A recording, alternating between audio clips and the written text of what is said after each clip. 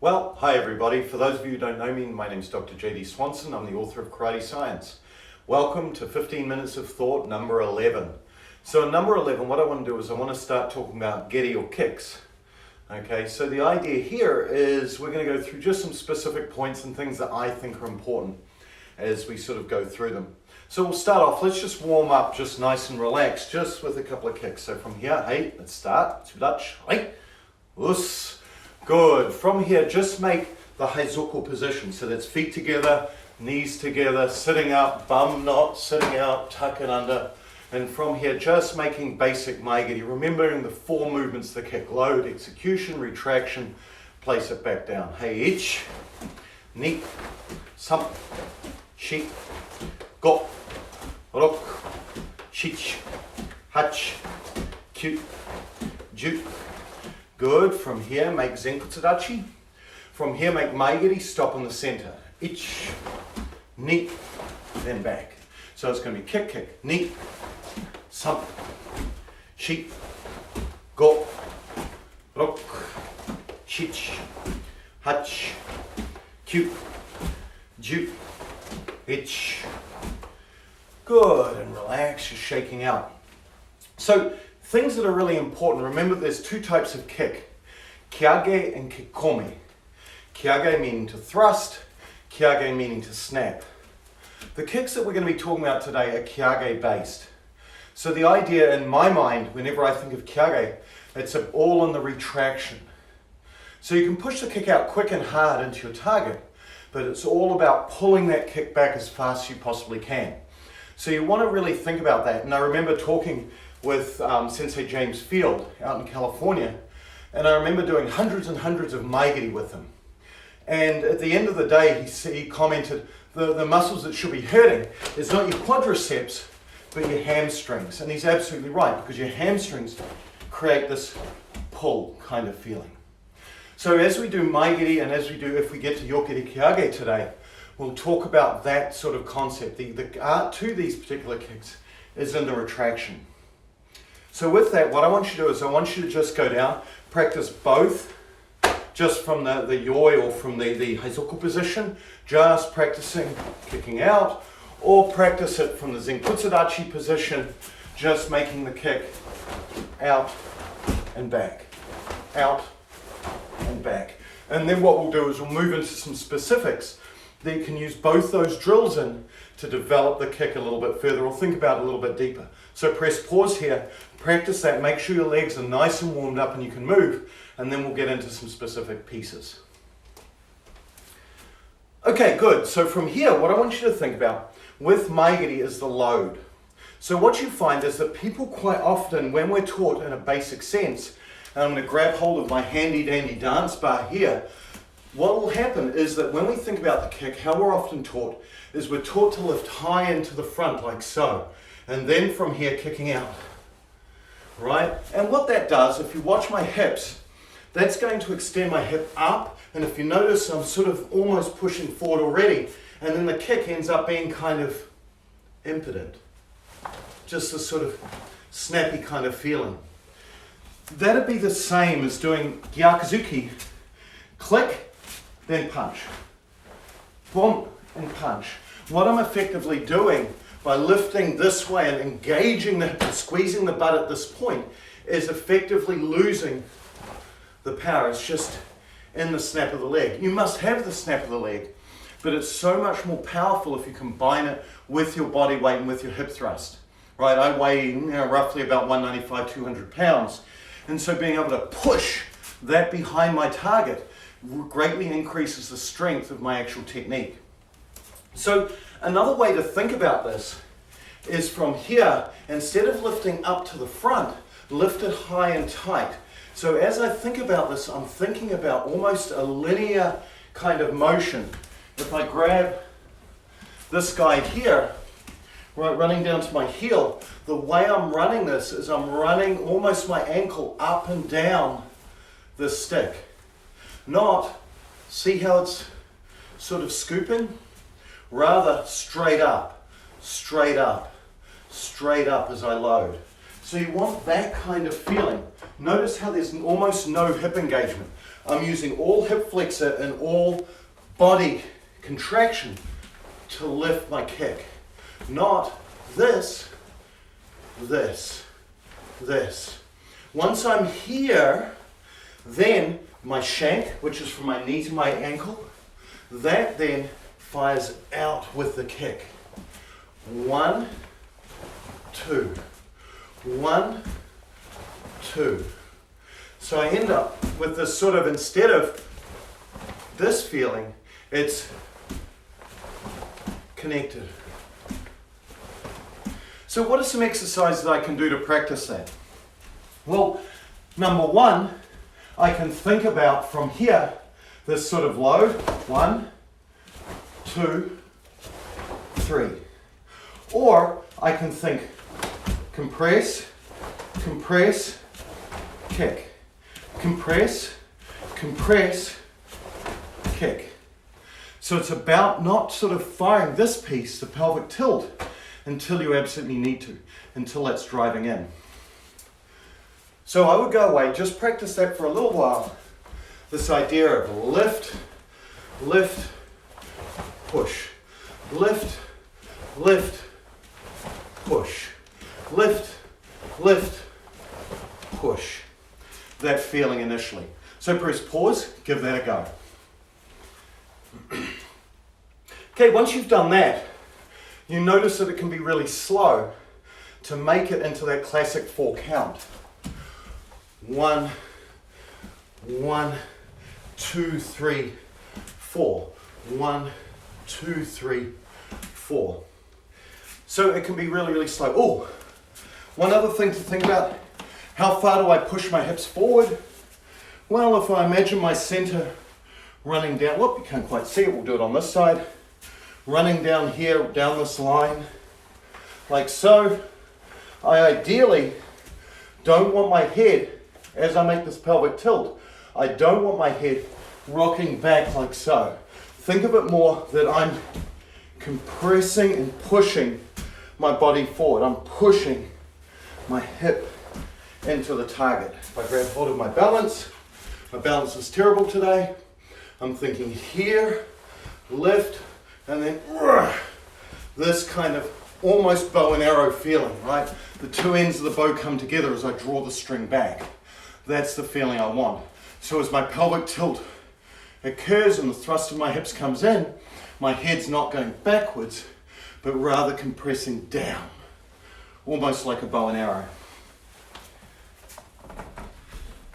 So from here, the next question you may ask yourself is, well, how do I then change this from a 4-step movement to a 2-step movement? So those, once you've got sort of the hang of the timing of the technique, the load, execution, retraction, place down, again, with my body center moving at the appropriate time. I want my body center moving when I hit the target, not just my leg. Here, push, push, push. How do I then increase the speed of that? How do I make the movement less jerky? The way that you do that is by using and initiating with the pelvic tilt. So what happens is that as you go, because you're used to this nice lift high and tight kind of motion, as my pelvic tilt moves, by the time my knee gets to this position, the pelvic tilt occurs with the knee lift, but my shank fires out earlier. So by the time my knee is at the targeting position, aiming chudan or jodan, depending on where I need it to go, my shank has already hit the target. So the way you want to think about this now is this wonderful, beautiful, smooth, just hip pushing kind of motion. Lift, lift, lift, lift, lift, lift. And a way to think about that is simply here, push, we'll rotate this way. Think about 1, 2, 3. 1, 2, 3. So what you're timing now is that the pelvic tilt, you've got this much time to get the kick all the way out. And this is absolutely analogous to just straight Gyakuzuki. I have this much time to throw my punch because the whole thing is connected. So this nice load, load, kick, kick, kick. If you load up and high like we're often taught, you can't do it. It's got to be this compression of the leg coupled with the pelvic tilt. Same time. Same time. So have that feeling. So what I want you to do, very, very simple drill. Think 1, 2, 3. 1, 2, 3. Again, I'm initiating through the hip. My hip is almost dragging my leg through the course of action that I want. So with that, press pause, give it a go. Okay, good. So we've got that idea of this sort of nice natural movement. The next question is now what about rotation of the hip? Up till now, we've done everything where we've just focused on the pelvic tilt. The pelvic tilt. Of course, you can start from humming. So again, here, exactly analogous to a punch. Think here, body moves, lifts high and out. Lift and out. And the key to this, the way I think about it, is that the rotation of the hip becomes exceptionally useful in learning about the retraction that I spoke about at the beginning. Imagine sort of a whip. If I pull the whip back at the source, it's going to snap. So if I really think about this nice tight load, this rotation of my hip, and the push, and I think about that here, then it's the pullback of the hip that really counts. So allowing this, that allows you that nice snappy motion. Something else that's really important here is remember that idea of not what I call doinging the knee. This, right? It hurts just to look at it. Don't do that with the kick. Rather imagine that you're reaching for a target. Rather than just snapping the leg out and up, reach towards a target. What that does is that then makes the joints what I call soft. Bruce Lee spoke a lot about this in his Tao Jeet Kune Do. Keep your joints soft. Don't stick them out. Rather, just reach to the target and run out of length. And it's the same thing here for Mae Geri. Just run out of length. Run out of length. I still have room to straighten further, but I'm not taking it. And same thing when I go Jodan. It's the same deal. Okay, so really pay attention to that. So what I'd like you to do is from here now, just practice that boom boom, that push. Practice all pieces now from Zenkutsudachi. Make Mae Geri go in hami, rotate and push, then Taizoko. Now just pelvic tilt, then back. Now rotate and push, then pelvic tilt. Rotate and pelvic tilt, boom. Then pelvic tilt. Rotate, then here, then here. That kind of feeling. Give that a go for a little while, see how it fits. Okay, last couple of points that are really important. Double check the weapon you're hitting with. Make sure like you're standing on your tippy toes. Okay, very important. And then the second thing, and this is kind of, I'm not sure if I can express it here, but the technique should go in a straight line from the heel of the floor to the target. And you can do this really easily if you have somebody hold an obi, a belt from here up to whatever your target is. Your ankle should slide along that target, should slide along that belt rather. So you should see it here, expand in, getting that nice linear action is critical. That's the first point. So really pay attention to that. Any deviation from that or any mismanagement of your timing within your body. For example, here I find my hips first, I lift up. Now it's going to be C-swung. I'm drawing a little circle. Here I've drawn a little circle. Loop, then loop. That's not what I want. I want straight. Heel to target. Heel to target, that feeling. So allow that to actually happen in that order, in that way. Second thing that's really important is don't be a wuss. And what I mean by that is take your time. Don't be afraid to do slow kicks. So when you're here to practice that time, you can't get the timing by just throwing 100 kicks out wrong. You must throw them out slowly and coordinatedly. My good friend Dr. Matt Payne did a great video of him with ankle weights and this and that. That's also really helpful. But slow the kick down. If you have weights, it can help build up strength and across your hips, across your quadriceps and so forth. But notice how he's kicking relatively slow and controlled. Allow that to happen. The way that you can control it is if you've got crappy balance like I have this morning, I can lift, I can lift, push and retract, and retract. I can pay attention to that and I can do that slowly. But guess what? Why you may, if you're at a point where you're having trouble just with the timing of the kick, don't make balance another factor that you have to work with. Grab something. Grab a small child, a cat, a dog, I don't care. A dance bar that you happen to have there, or grab your best friend. A chair. And don't be afraid to use that to anchor your balance, to learn the motion, to learn the motion, to learn the motion. Take your time. Take your time, take your time.